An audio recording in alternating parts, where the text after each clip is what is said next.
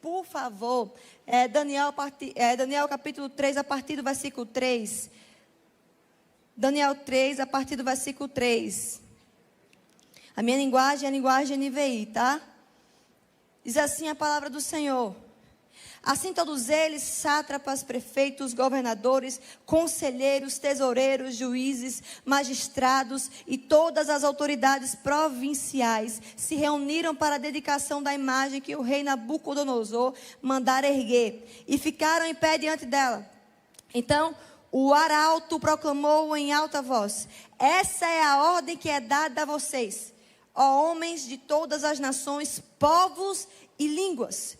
Do pífaro, da cítara, da harpa, do saltério, da flauta. Não, quando ouvirem o som da trombeta, do pífaro, da cítara, da harpa, do saltério, da flauta dupla e de toda espécie de música, prostrem-se em terra e adorem a imagem de ouro que o rei Nabucodonosor ergueu. Quem não se prostrar em terra e não adorar será imediatamente atirado numa fornalha em chamas. Por isso, logo que ouviram o som da trombeta, do pífaro, da cítara, da harpa, do saltério e de toda espécie de música, os homens de todas as nações, povos e línguas prostraram-se em terra e adoraram a imagem de ouro que o rei Nabucodonosor mandara erguer. Nesse momento, alguns astrólogos se aproximaram e denunciaram os judeus, dizendo ao rei Nabucodonosor: ó rei, vive para sempre. Tu emitiste um decreto, ó rei, ordenando que todo aquele que ouvisse o som da trombeta, do pífaro, da cítara, da harpa, do saltério, da flauta dupla, de toda espécie de música, se prostrasse em terra e adorasse a imagem de ouro. E que todo aquele que não se prostrasse em terra e não a adorasse, seria atirado na fornalha em chamas. Mas há alguns judeus, aleluia, há alguns judeus que nomeastes para administrar a província da Babilônia, Sadraque, Mesaque e Abednego, que não te dão ouvidos, ó rei, não prestam culto aos seus deuses, nem adoram a imagem de ouro que mandaste erguer.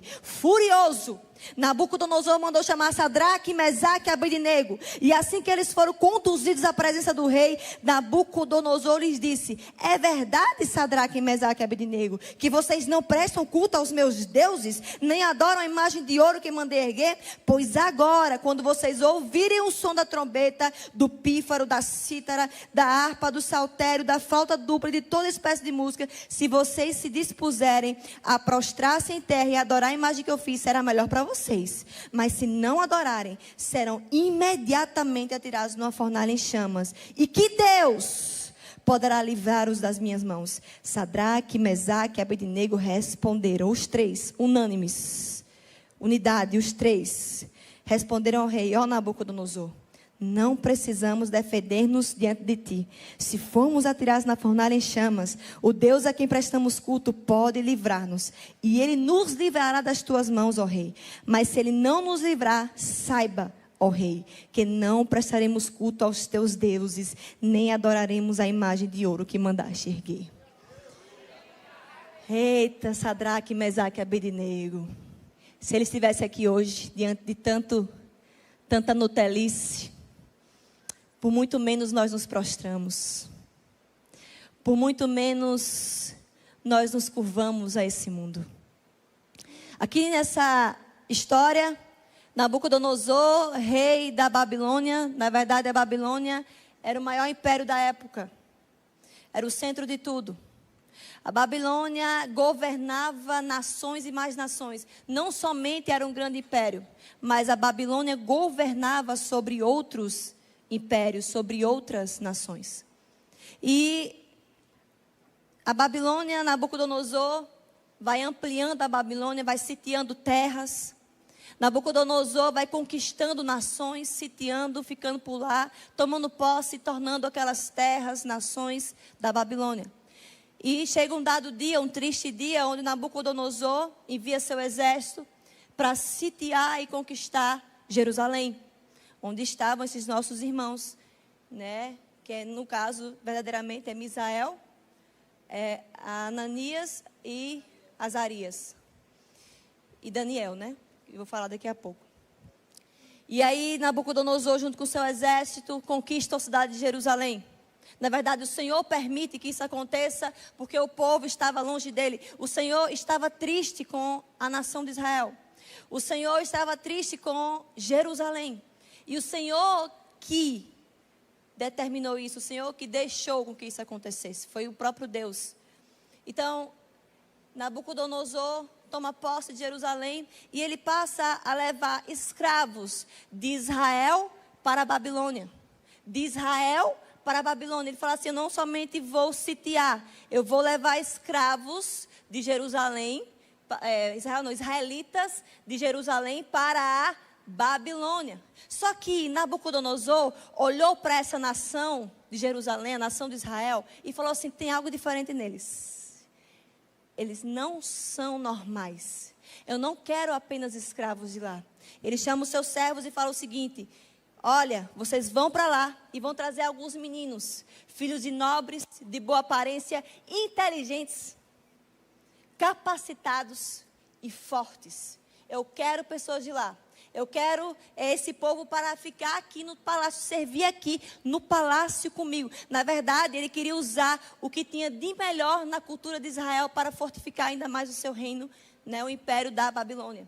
Nabucodonosor viu que nós, filhos de Deus, temos algo de diferente, e temos mesmo. Nós temos o que o mundo não tem, chamado a mente de Cristo.